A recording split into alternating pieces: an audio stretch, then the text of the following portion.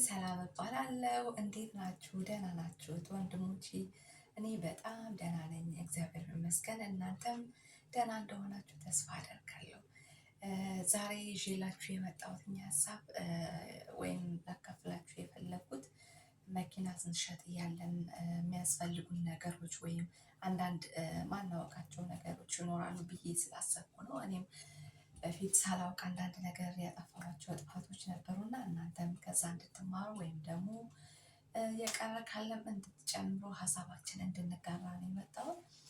መኪና ስንሸጥ የት እንሸጠዋለን ወይ ምን ያስፈልገኝ ነበር ወይም ደግሞ እንዴት ነው የምንሸጠው ምናምን የሚሉ ሀሳቦች እመጣባቸዋለሁ። ነገር ግን መጀመሪያና ዋና ለእኔ ይህንን አድርጌ ብሆን ኖሮስ ብዬ ያልኩት ሀሳብ ግን አንድ ነገር ነው። እሱም ይሄ ቼክ ሄፍት የሚባለው ማለት ነው። ቼክ ሄፍት ይሄ ኢንስፔክሽን በየአመት የሚደረግ የመኪና ቼክ የሚደረገውን ነገር አለ አይደለ? ጤንነቷ ቼክ የሚደረግበት ወይም ዘይት ምናምን የሚቀየርበት ምናምን ነገር። ኦኬ ይሄንን ቼክ ሄፍት ሳደርግ ያለው በየአመቱ እያደረግን ነበር። ነገር ግን ምን ነበር ወረቀቱ ላይ ስቴምፕል ሳይደረግ እያደረግን ነበር። በሰዓቱ አስታውሳለሁ የሆነች ወረቀት አለች ቼክ ሄፍት ምናምን ብለውኛል፣ ግን ብዙም አልገባኝም። እኔም ብዙ ቦታ አልሰጠሁትም በሰዓቱ እና ይህንን ያወቅኩት መቼ ነው? ልሸጠው ስፈልግ ሲጠይቁ አዎ አለኝ ምናምን ነበር ያልኩት። ለምን ኦልሬዲ በቃ ስለ መኪናዋ ሁሉም ነገር እየተከታተልን ስለነበር ብዬ ስላሰብኩኝ ማለት ነው። አዎ ረሲቱም አንዳንድ ነበረ፣ አንዳንዱ ግን ላገኘው አልቻልኩም እና የተሟላ ነገር አልነበረም። ይሄንን ምን አድርጎታል?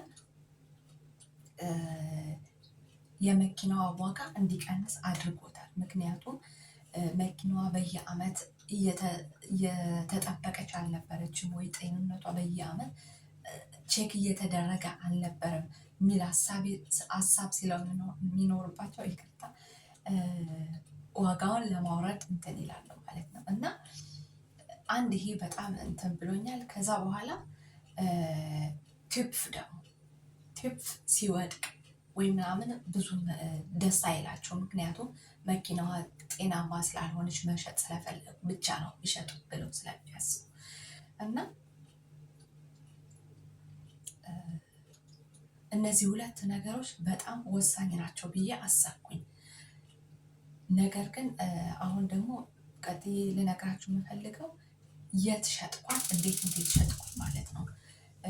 የሸጥኩበት ቦታ ኦንላይን ነው እና ኦንላይን ሲሸጠው እያለ አዎ በኢቤይ ይሸጣል፣ በሌላም ይሸጣል። እኔ የተጠቀምኩት ዌብሳይት ሞቢሊቲኢ የሚባለውን ነበር።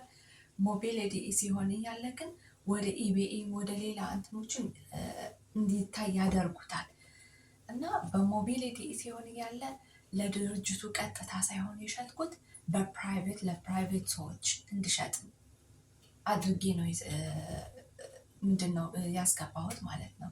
ይህንን ደግሞ እንዴት ነው ያደረግኩት? ሞቢሊቲኢ ገብቼ አውቶ ኢንሰሪረን የሚል አለ ወይም አውቶ ኢንሰራት የሚል አለ። ሞቢሊቲኢ ብቻ ካስገባሁት ድርጅቱ የሚተምንልኝ ዋጋ አለ። በኋላ መጥተው ቅናሽ ሊያደርጉት ይችላሉ ወይም ምክንያቱም ለመሸጥ ስለሚፈልጉ ወይም አላውቅም፣ ወደ ውጭ ሌላ ሀገሮች ሊልኩት ይፈልጋሉ ይመስለኛል። ሜቢ ወደ አፍሪካ ምናምን አላውቅም። እንግዲህ ግን የኔ ግምት ነው እና ደግመው መሸጥ ስለሚፈልጉ ዋጋው በጣም ነው ቅናሽ የሚያደርጉት። እንደዚህ ካዩት በኋላ መጀመሪያ የሚገምቱት ዋጋ አዎ ጥሩ ነው፣ ልክ ለፕራይቬት እንደሚገምቱት ዋጋ ነው የሚገምቱት።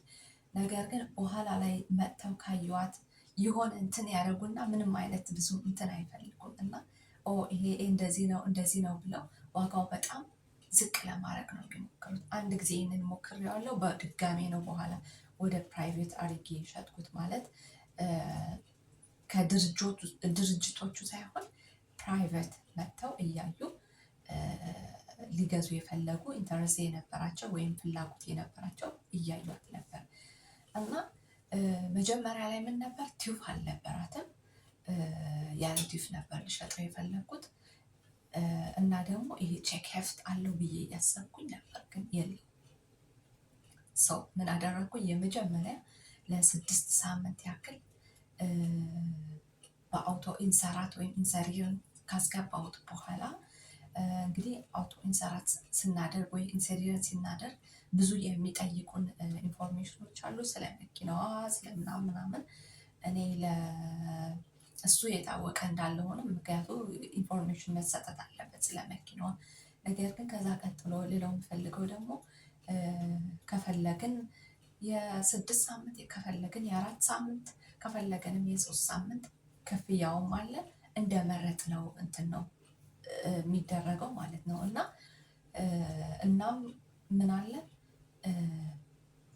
የሆነ ቫይራል እንድትወጣ የሚያደርግም ፕሬሚ ወደ ፕሬሚ አሁን ደረሳው ነው ፕሬሚ አይ ቲንክ መሰለኝ።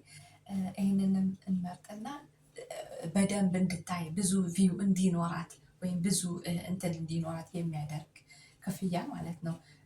በዛኛው ትንሽ ከሆነ የሆነ ብዙ ሰው ላያያት ይችላል። በዛኛው የመጨረሻው ትንሽ ወደድ ይላል። ነገር ግን ብዙ ሰው ያያታል፣ ቶሎ የመሸጥ እድል አላት።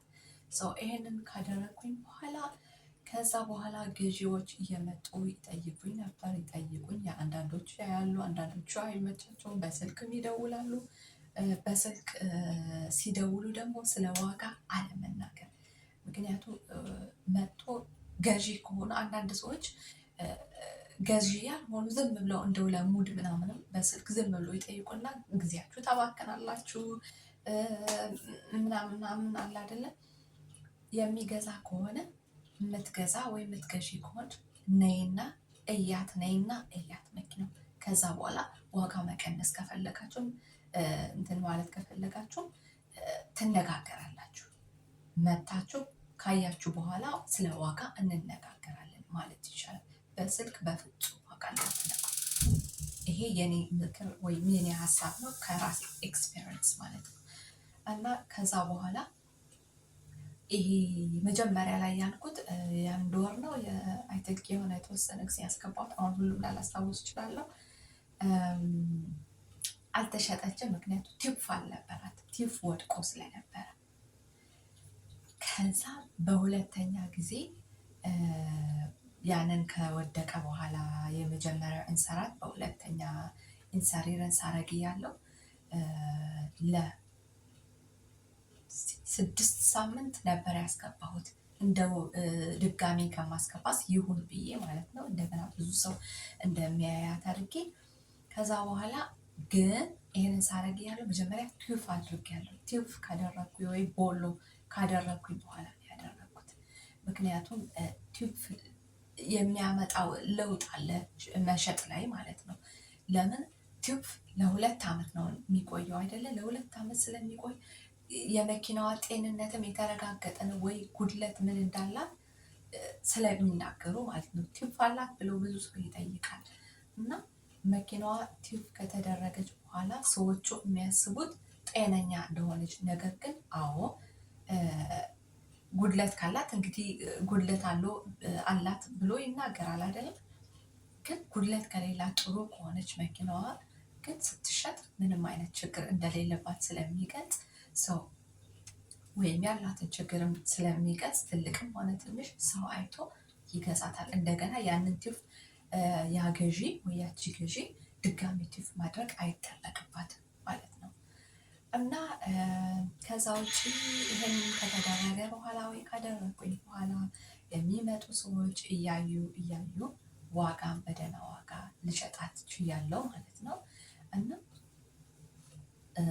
ስሸጥ እያለሁ ደግሞ እንዴት ሸጥኩት የሚለውን ደግሞ ከጎግል ካውፍ ፈትራክ የሚል አለ። እሱን ፕሪንት ካደረግኩኝ በኋላ ለራሴ የሚመች አድርጌ ነው የመረጥኩት ካውፍ ፈትራኩ። ምክንያቱም እዛ ጋር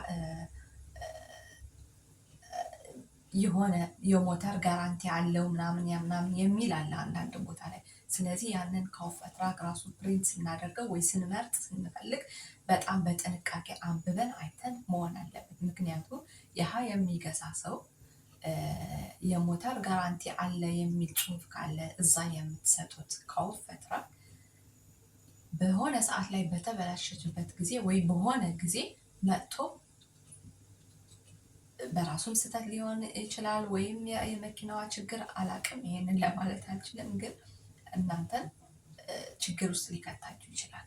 እና እዚህ ጋር ደግሞ ስትናገሩ ስለ መኪናዋ ኢንፎርሜሽን ትክክለኛው ኢንፎርሜሽን መስጠት አለባችሁ። ለምሳሌ ኦንፋል አድርጋለች አላደረገች የሚለውን፣ ምክንያቱ ይሄ በጣም ይፈልጉታል። በጣም ኦንፋል ያደረገች መኪና እና ያላደረገች አንድ አይደለም። ታውቁታላችሁ ይህንን አይደለ? ኦንፋል ያደረገ መኪና ሲነዳ